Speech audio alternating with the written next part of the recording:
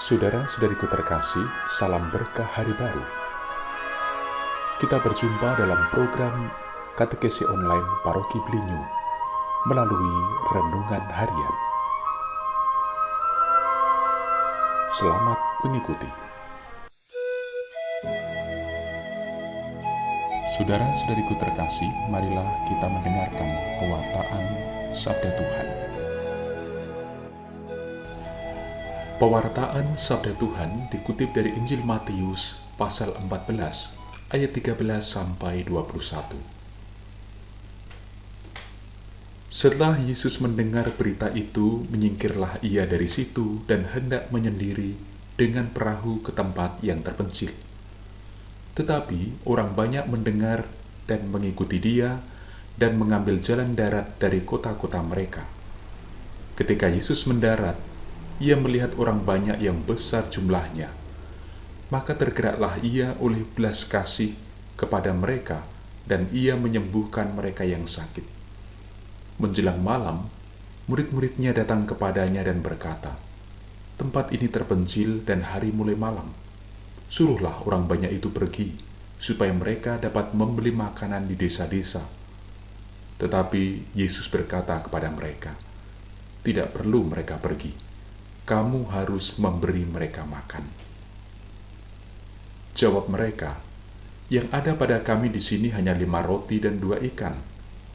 Yesus berkata, "Bawalah kemari kepadaku." Lalu ia menyuruh orang banyak itu duduk di rumput. Setelah diambilnya 5 roti dan 2 ikan itu, Yesus menengadah ke langit dan mengucap syukur. Ia memecah-mecahkan roti itu dan memberikannya kepada murid-muridnya. Lalu murid-muridnya memberikannya kepada orang banyak. Mereka semuanya makan sampai kenyang. Kemudian orang mengumpulkan potongan-potongan roti yang lebih sebanyak 12 bakul penuh. Yang ikut makan kira-kira 5.000 laki-laki, tidak termasuk perempuan dan anak-anak. Demikianlah Injil Tuhan.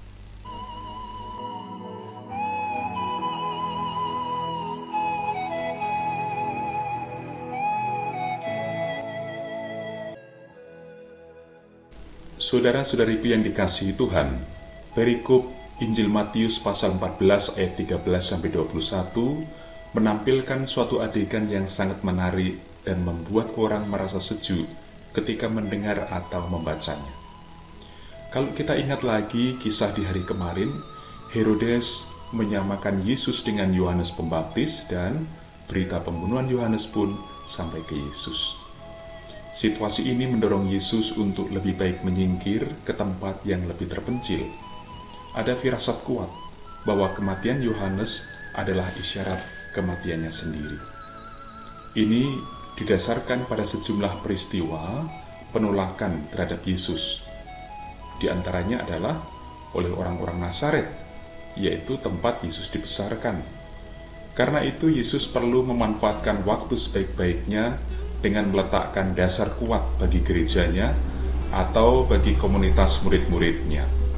Saudara-saudari, kalau kisah mukjizat penggandaan roti di Markus ini kita sandingkan dengan kisah dalam kitab Keluaran pasal 16 dan kitab Bilangan pasal 11,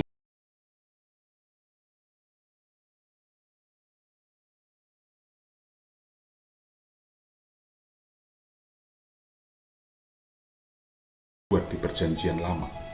Artinya, dalam diri Yesus, anak manusia itu yang ditolak, disingkirkan, dan diancam kematiannya, terjawab sudah penantian Israel akan datangnya Nabi yang serupa Musa, tetapi yang tidak hanya akan memberi roti atau makanan jasmani, melainkan dia yang tampil sebagai gembala yang prihatin, mau berbelah rasa, dan berbelas kasih terhadap yang terlantar.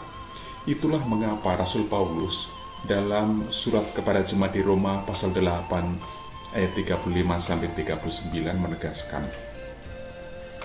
"Tidak ada yang dapat memisahkan kita dari kasih Allah yang ada dalam Kristus." Saudara-saudariku, bagi para murid, mukjizat itu membuka cara berpikir baru tentang melimpahnya berkat kerajaan Allah dalam diri Yesus. dan sekaligus menyadarkan peran penting seorang murid sebagai teman kerja Yesus dalam membagi-bagikan berkat dan pengharapan kepada yang membutuhkan. Jadi, di mana hadir Allah yang berkuasa melalui Yesus, di situ ada jawaban atas kesulitan dan persoalan hidup. Istilahnya yang lapar menjadi kenyang, seperti dikutip oleh Yesaya pasal 55 ayat 1-3. Setiap orang diundang untuk datang kepadanya supaya bisa makan dan minum sampai puas tanpa bayar. Sementara itu, saudara-saudariku, yang diharapkan di mana murid-murid Yesus hadir, tidak pernah boleh dibiarkan orang-orang tetap lapar akan belas kasih Allah. Sebab sudah ditegaskan dalam Matius pasal 10 ayat 1 dan 7, kepada para murid telah diberi kuasa untuk mengusir yang jahat dan membawa damai sejahtera. Tetapi persoalan bisa muncul, yakni ketika kita bersikap seperti para murid dahulu. Kita kurang sadar dan bahkan kurang percaya, lalu membiarkan orang dalam kesusahan mencari solusinya sendiri, atau bahkan malah merasa bukan bagian murid Yesus,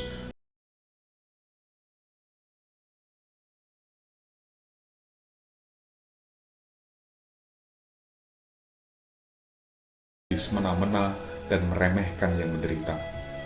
Dalam Ekaristi, saudara-saudariku, kita menemukan pantulan dari semangat mukjizat Yesus tadi. Intinya pada anugerah pertolongan yang dialami dalam kesusahan hidup orang-orang yang percaya, selalu erat berdampingan dengan anugerah keselamatan yang dibagikan dan kita terima dalam Ekaristi. Dalam Ekaristi, kehadiran yang ilahi mengenyangkan dan sekaligus menguatkan untuk meneruskan dan membagikan kekuatan kepada siapa saja. Kesimpulannya, asalkan saja kita berani mengikuti petunjuk Yesus, yaitu menyerahkan kepada Yesus yang kita miliki, entah itu pekerjaan, keberuntungan, kebahagiaan, kasih dan pengampunan, keluarga, harta benda, kemampuan atau talenta, hasil usaha, kesempatan hidup baik dan cukup, dan lain sebagainya, sekalipun kita rasa itu hanya sedikit sekali menurut kita. Lalu kita mau bersama Yesus membagikan kepada yang membutuhkan, saudara-saudariku, maka kekurangan kita dapat menjadi kelebihan, menjadi suatu kelimpahan yang dapat menolong lebih banyak lagi orang. Saudara-saudara terkasih, selamat berlibur, selamat hari Minggu. Semoga hidup Anda, keluarga Anda, dan segala rencana aktivitas Anda hari ini diberkati oleh rahmat Allah. Dalam nama Bapa dan Putra dan Roh Kudus. Amin. Siapakah aku di hadapan-Mu Tuhan, Kau curahkan cinta-Mu. Apakah artiku bagimu, cinta-Mu setia selalu. Pantaskah ku menyambut tubuh darah-Mu, karena banyak dosaku. Sering ku ingkari cinta-Mu dalam langkah hidupku. Ampunilah aku, ampuni kelemahanku, ampuni dosaku dalam keimanmu, agar ku mampu wartakan kasih-Mu di dalam hidupku. Bersihkan hatiku dengan sucinya cinta-Mu, jadikan hatiku istana cinta-Mu.